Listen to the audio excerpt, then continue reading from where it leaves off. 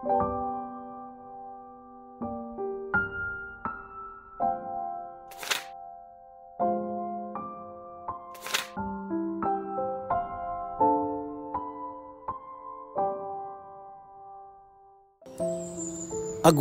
30, 2025, Sabadohan ika-21 nga simanahan katuigan.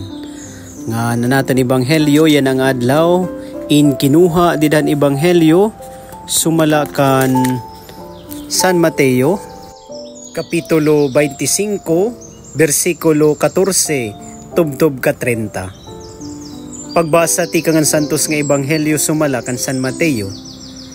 Ginsiring ni Jesus ini nga pananglitan haiya mga tinunan. Ang ginhadian ng langit masusugad hini. May adahad do sa katawo nga nakahuna-huna in paglakat nga tuhin langyaw nga dapit. Gintawag niya an iya mga surugoon nga igintapod haira an iya mga hiagi. Gintagan niya ang tagsa haira hinpuhunan sumala han iya pagkatakos. Gintagan niya hin 5,000 pesos an usa. 2,000 pesos an ikaduha, ngan 1,000 pesos an ikatulo, kahuman, linakat hiya.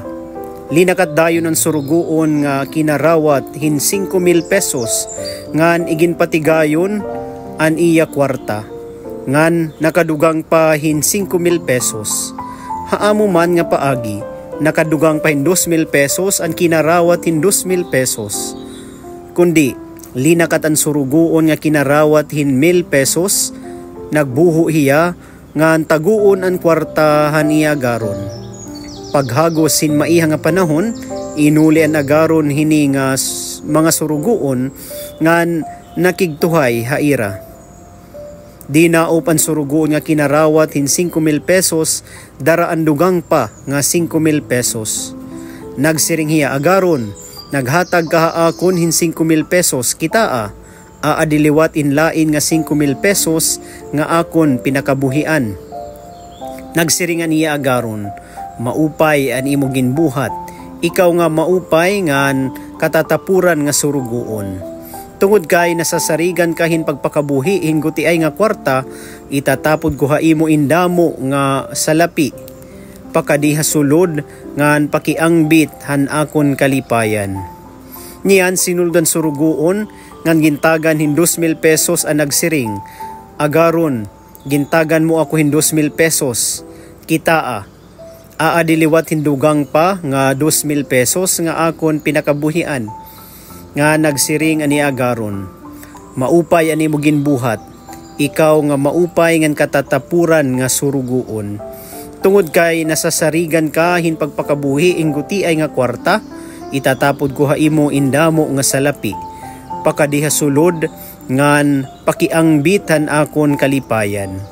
Niyan, sinulod ang surugoon nga kinarawat hin 1,000 pesos nga nagsiring, agaron, maaram ako nga makuri ka nga tawo.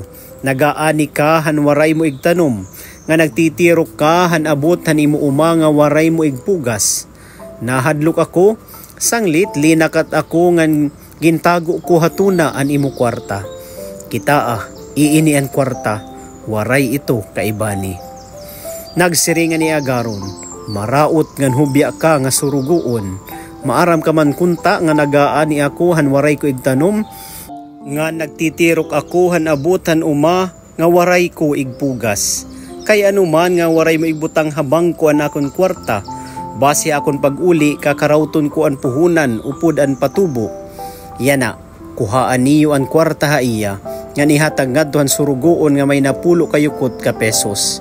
Kay tatagan hinlabaw pa an nga tanan nga may ada na. Ngan mamamay ada hiya labaw han kasadangan. Kundi kukuhaon ti kang haiya nga waray bisan pa an gutiay nga ada haiya. May tungod hini nga waray gamit nga surugoon. Ilabog hiya nga to kasidman hagawas. Didto magtatangi siya ngan magliligot hiya han iya mga ngipon. An ebanghelyo han Ginoo. Pagdayawon ka, Kristo. Maupay nga oras mga kabugtuan ko didakan Kristo. Ini nga aton ebanghelyo na nagsusumata aton ngan ginpapahinumdom kita nga iton Dios natapod ha aton. Tinapuran kita iton Dios. Iton pakiana, ano ba kita nga klase hin tinapuran? Or katatapuran ba kita? Katatapuran ba iton aton mga pulong? Katatapuran ba iton aton mga buhat? Didahan natin ebanghelyo, may da tutulong nga klase hin tinapuran. Nga nanduduha, iragin padamo an iginhatag, an igintapo daira.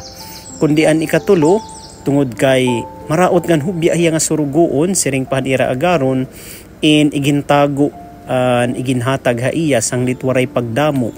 Mga kabugtuan, kada adlaw nakarawat kita tikang hiton Dios. Kada oras tinatagan kita niya hindamo nga mga grasya ngan bendisyon. Iton pakiana ano ba? Iton ginhihimo naton. Hini nga iya mga hatag aton.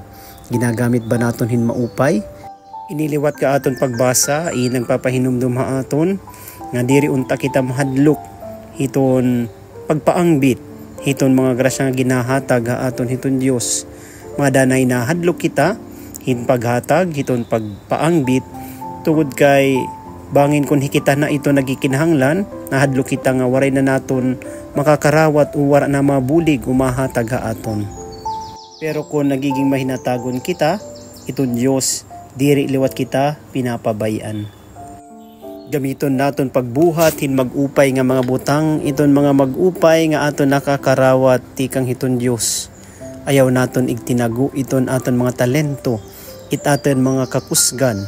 Diri unta kita hingalimot nga mga instrumento kita hiton grasya ngan paghigugma hiton Dios.